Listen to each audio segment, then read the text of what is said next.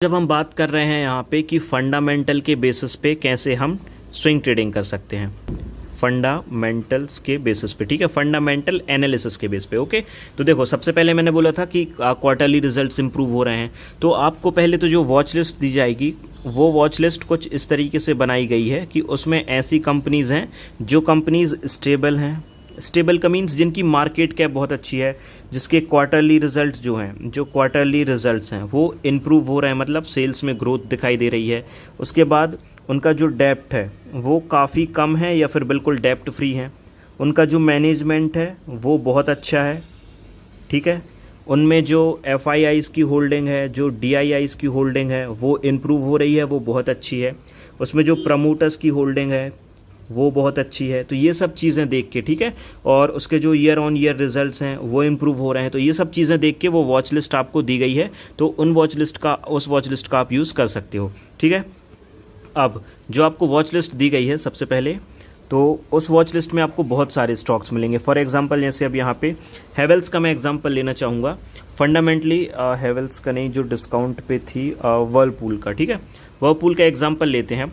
अब हम इसमें कंपनी में क्या देखते हैं वीकली टाइम फ्रेम पे, ये आपको दिखेगा यहाँ पे, वेट अ मिनट, ये दिखेगा आपको 2020 का फॉल जो कोविड में आया था, उसके बाद रिकवरी हुआ, साइडवेज में चला। अब कंपनी जब इतना फॉल कर गई है, अब आप बताइए, अगर हम यहाँ से देखें, थोड़ा सा मैं इसको जूम कर लेता हूँ। अब अगर हम देखते हैं कि कंपनी ने जो हाई बनाया था उसके बाद से अगर हम देखें तो कंपनी कितनी फॉल हो गई, यहाँ पे कंपनी 56% डाउन हो गई, -56% जो इसका हाई था, ठीक है। अब जब कंपनी 56% तक अपने ऑल टाइम हाई से अगर डिस्काउंट पे अवेलेबल है और उसके अगर फंडामेंटल्स अच्छे हैं, तो क्या ये अपॉर्चुनिटी नहीं है? फंडामेंटल्स थोड़ा देखते हैं, क्या देखना है अगर फंडामेंटल्स की तरफ जा रहे हैं तो मार्च 2012 से 2023 तक के यहाँ पे जो है हमारे पास डेटा है। अगर आप देखोगे तो 2020 तक जो था, कंपनी ने कंटिन्यूसली प्रॉफिट में ग्रोथ दिखाई, उसके बाद थोड़ा सा फॉल हुआ, फिर फॉल हुआ, फिर थोड़ा फॉल हुआ। लेकिन अगर 2-3 साल कंपनी, अगर 2-3 ईयर्स तक जो कंपनी अपना प्रॉफिट अगर इंक्रीज़ नहीं कर पाई, तो क्या उसके फंडामेंटल्स ख़राब हो गए? वर्लपूल जो हम बचपन से जिस कंपनी का नाम सुनते आ रहे हैं, जो सालों साल की कंपनी है, क्या वो 1-2 साल के रिजल्ट से पूरी कंपनी डूब जाएगी क्या? ठीक है। और उसके बाद अगर हम शेयर होल्डिंग पैटर्न पे चलते हैं, अब शेयर होल्डिंग पैटर्न पे आप एक बात बताओ, जहाँ पे 75% प्रमोटर्स की होल्डिंग है, जो कि सितंबर आप देखो तो कम ही नहीं हुई, 75% प्रमोटर्स की बना रखी है। और उसके बाद आप देखोगे तो इस क्वार्टर में उल्टा म्यूचुअल फंड्स की होल्डिंग्स में इंक्रीमेंट आया है, और FIIs की जो होल्डिंग्स इसमें भी इंक्रीमेंट आया है, और रिटेलर्स में कम हुआ है, so that's the good thing. तो क्या अब जो FIIs हैं और जो DIIs हैं, अब इन्होंने जो 3% स्टेक और जो 12% स्टेक लिया है, तो क्या इनको नहीं दिख रहा है कि यार कंपनी के क्वार्टरली जो ईयर ऑन ईयर रिजल्ट्स हैं, क्वार्टरली रिजल्ट्स हैं, वो डाउन हो रहे हैं? ऑफ कोर्स इनको दिख रहा है। तो क्या ये सेल कर रहे हैं यहाँ पे? उल्टा इन्होंने स्टेक बढ़ाया है। रीज़न क्या है कि यार इतनी बड़ी कंपनीज़ हैं, अगर 1-2 क्वार्टर ख़राब होते हैं, 1-2 साल ख़राब हो जाते हैं, तो डजंट मीन कि कंपनी यहाँ पे जो है बैंकरप्ट हो गई या बैंकरप्टी फाइल कर देगी, ठीक है। सो ये चीज़ें कुछ हैं, फैक्टर्स आपको देखने पड़ेंगे अगर आप फंडामेंटल्स में जा रहे हो। मैं और एग्जाम्पल्स लेता हूँ, आपको और आसान शब्दों में यहाँ पे समझाने की कोशिश करता हूँ, ठीक है।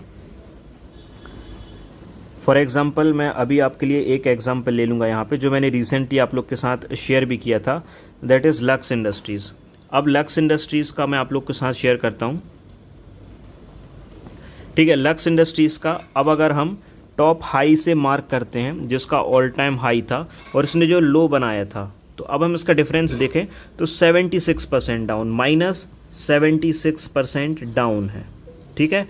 अब जो -76% डाउन है, तो क्या इसमें अपॉर्चुनिटी नहीं है? लेकिन अब हम पता कैसे करेंगे कि इसमें अपॉर्चुनिटी है कि नहीं? तो हम सिंपल से चलेंगे फिर से स्क्रीनर पे और हम यहाँ पे सर्च करेंगे लक्स इंडस्ट्रीज़, ठीक है। लक्स इंडस्ट्रीज़ जैसे ही हम सर्च करते हैं, अब प्रॉफिट एंड लॉस स्टेटमेंट ही दिखाता हूँ मैं आपको डायरेक्टली। अब आप एक बात बताओ, यहाँ पे कंपनी ने कंटिन्यूसली प्रॉफिट में ग्रोथ दिखाई है अंटिल मार्च 2022, ठीक है। मार्च 2023 का जो क्वार्टर था, इसमें थोड़ा सा रिजल्ट कम हुआ, मार्च का जो ईयर ऑन ईयर है, इसमें रिजल्ट्स थोड़ा सा कम हुआ। लेकिन अगर कंपनी ने एक साल में अगर थोड़ी से उसके रिजल्ट्स डाउन हो गए, तो क्या इसका मतलब कंपनी बैंकरप्ट हो गई? क्या कंपनी में यहाँ पे इन्वेस्ट नहीं करना चाहिए? इसका जो मेन रीज़न जो भी था वो मैं आपको बताता हूँ, that is the insider trading. अब इनसाइडर ट्रेडिंग वाली जो बात हुई थी, क्या वो हमेशा चलेगी? सेबी ने उन लोग को पकड़ा, उनको बैन कर दिया, मार्केट से फाइन लगा दिया। तो क्या यार अब प्रमोटर्स को जब पता चला कि उन्हीं के मैनेजमेंट में जब यहाँ पे इनसाइडर ट्रेडिंग की बात हुई है, तो आप क्या बताओ, क्या वो अगली बार से इस बात को ध्यान नहीं रखेंगे कि यार उनका इनसाइडर ट्रेडिंग जैसी चीज़ फिर से नहीं होनी चाहिए? क्योंकि उनके चार्ट प्राइस पे अब जो 76% तक अगर चीज़ कोई डाउन हो गई है stock price all time high से, तो आप खुद सोचो कि मार्केट में उनकी मार्केट कैपिटलाइजेशन कितनी कम हुई होगी, ठीक है। और जो इसका न्यूज़ है, जो इन्वेस्टर्स के ऊपर जो इम्पैक्ट पड़ता है वो भी नेगेटिव पड़ता है। तो कंपनी कभी नहीं चाहेगी कि फिर से ऐसा कुछ उनके साथ हो, ठीक है। देखो ईयर ऑन ईयर अब देखो आप कि 2012 से 2022 तक 2023 तक अगर आप देखो यहाँ पे जो प्रॉफिट की ग्रोथ है वो कंटिन्यूसली इंक्रीमेंट में है। जो साल है इसमें बस इसमें क्या दिख रहा है हमें 3 करोड़ का प्रॉफिट, मतलब थोड़ा सा इंक्रीमेंट हो, उतना ज़्यादा हमें नहीं दिखा, लेकिन फिर भी कंपनी ने प्रॉफिट तो बना रही है। उसके बावजूद भी अगर कंपनी इतने बड़े डिस्काउंट पे अवेलेबल है तो वो कुछ नहीं, सिंपल सी एक अपॉर्चुनिटी है जो सीधा सीधा हमें यहाँ पे बुला रही है। और इसके बाद प्रमोटर्स की होल्डिंग देख लो, 74% से ज़्यादा है। मैं उन्हीं स्टॉक्स को ज़्यादा लेना प्रेफर करता हूँ, स्विंग में भी, इवन लॉन्ग टर्म में, जिसमें 70% से ज़्यादा है, ठीक है। फिर इसमें हमें FIIs दिख रहे हैं, DIIs दिख रहे हैं। तो क्या यार जो फॉरेन इंस्टीट्यूशनल्स हैं, डोमेस्टिक इंस्टीट्यूशनल्स हैं, तो क्या इनसे ज़्यादा समझ हमें है क्या? Of course not. इनको ज़्यादा न्यूज़ पता होती है, ये मैनेजमेंट के साथ बैठ के बात कर सकते हैं, उनसे मिल सकते हैं कि यार हमें आपकी कंपनी में पैसा लगाना है। क्या हम मिल सकते हैं? नहीं मिल सकते हैं, ठीक है। So these are the thing. तो आप फंडामेंटल्स के बेसिस पे भी ट्रेड कर सकते हो जब आपको देखते हैं स्टॉक्स की जो काफ़ी अच्छे हैवी डिस्काउंट पे हैं, जो आपको वॉच लिस्ट दी गई है, और उसमें आपको देखो सबसे पहले तो आप एक्टिव स्विंग ट्रेडिंग करोगे। अब ऐसा नहीं है कि यार काफ़ी लोग के मन में ये आएगा कि जब रिलायंस पावर ने यहाँ पे जब नेगेटिव रिजल्ट्स देना शुरू किए, 1-2 साल रिजल्ट्स हुए शुरू, तो हम फिर भी उसको होल्ड कर रहे थे, लेकिन वो कंटिन्यूसली डाउन गई। तो आप यहाँ पे क्या कर रहे हो? एक्टिव स्विंग ट्रेडिंग कर रहे हैं। हम लॉन्ग टर्म इन्वेस्टिंग तो कर नहीं रहे हैं कि यार हमने इन्वेस्ट किया और भूल गए। हम एक्टिव स्विंग ट्रेडिंग कर रहे हैं। जो हमारा स्टॉक है, फॉर एग्जांपल ITC में अगर ट्रेड लिया है, तो क्या हम उस पर नज़र नहीं रखेंगे कि इसकी न्यूज़ कैसी आ रही है, इसके जो रिजल्ट्स हैं वो कैसे आ रहे हैं, क्या इसमें कोई इन्वेस्टमेंट है, जो भी चीज़ है, तो क्या हम इस पर नज़र नहीं रखेंगे? अगर हमें लगेगा यार कोई बुरी न्यूज़ है, जो ऐसी चीज़ नहीं होनी चाहिए थी, तो ऑफकोर्स हम उसको हटा देंगे। तो जो मैंने आपको टेक्निकल बताई, अब थोड़ा सा वीडियो को एंड करने का टाइम आ गया है, तो जो टेक्निकल एनालिसिस मैंने आप लोग को बताए, तो टेक्निकल एनालिसिस पे आप सिंपल सा फ्यूचर्स ट्रेडिंग करो, ठीक है। कैश में भी करो, लेकिन फ्यूचर्स में भी आप कर सकते हो। लेकिन जो फंडामेंटल्स के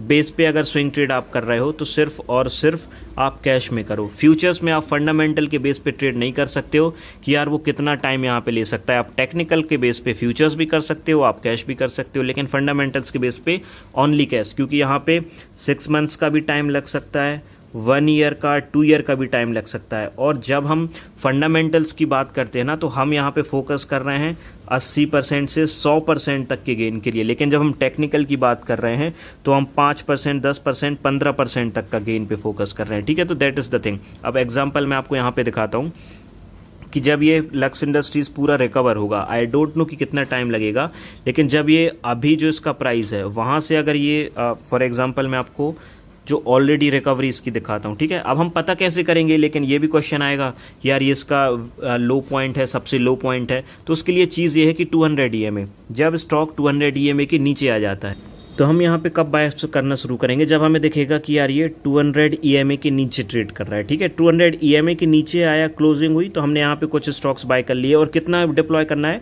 अगर आप 100 रुपये एग्जाम्पल के लिए डाल रहे हो, तो आपको 10% से ज़्यादा एक बार में कभी डिप्लॉय नहीं करना है, और इसमें भी डिप्स में बाय करना है। अगर आप फंडामेंटल्स के बेसिस पे ट्रेड कर रहे हो, अगर आप 100% गेन टारगेट कर रहे हो, आपने यहाँ पे 2% डाल दिया, फिर 2% डाल दिया, अगर मान लो रिकवर हो रहा है फिर 2% डाल दिया, फॉल किया फिर 2% डाल दिया।